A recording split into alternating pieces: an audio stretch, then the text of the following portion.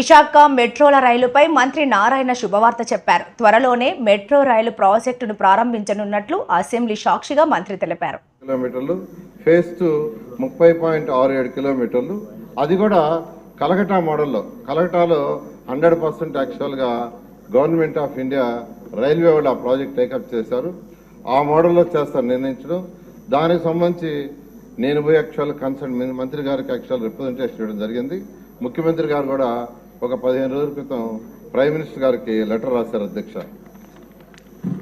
ఇందులో phase 1లో corridor 1 steel plant నుంచి కొమ్మాడి వరకు 34.4 కిలోమీటర్లు, 29 స్టేషన్స్.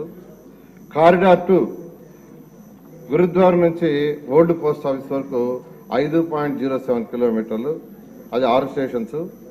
కారిడార్ 3 తాడిచెర్లపాలెం నుంచి చిన్నవాల్టేరు వరకు 6.75 కిలోమీటర్స్, 7 స్టేషన్స్. మొత్తం వెరిసి 46.23 కిలోమీటర్లు, 42 స్టేషన్స్.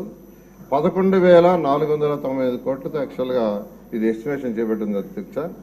అయితే ఫేజ్ 2 కొమ్మాడు నుంచి భోగాపురం ఎయిర్పోర్ట్ వరకు 30.67 కిలోమీటర్లు, 12 స్టేషన్స్. మొత్తం కలిస్తే 76.9 కిలోమీటర్లు.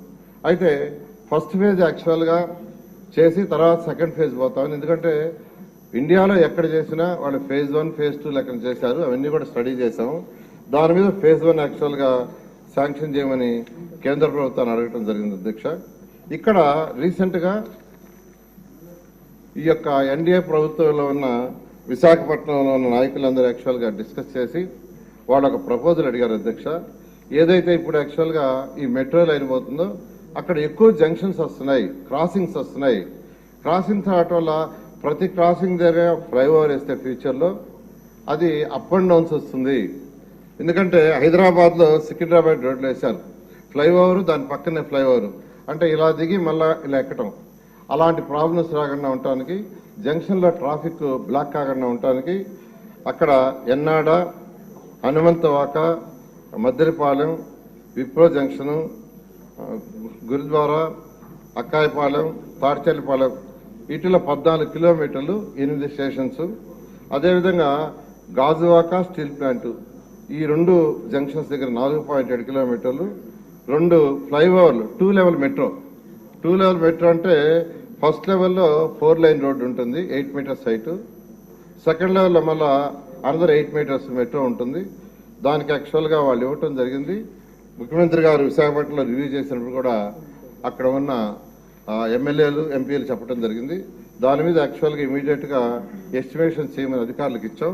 వాళ్ళు యాక్చువల్గా దాని మీద డిపిఆర్ యాక్చువల్గా అంటే మామూలుగా అయితే మెట్రో అయ్యేదానికంటే ఇది చేయటం వల్ల మరొక 180 కోట్లు కిలోమీటర్కి ఎక్కువ అవుతుంది, చేయమని యాక్చువల్గా ఇచ్చాము. అది 4 నెలల్లో ఫీజిబుల్ రిపోర్ట్ వస్తుంది అధ్యక్ష.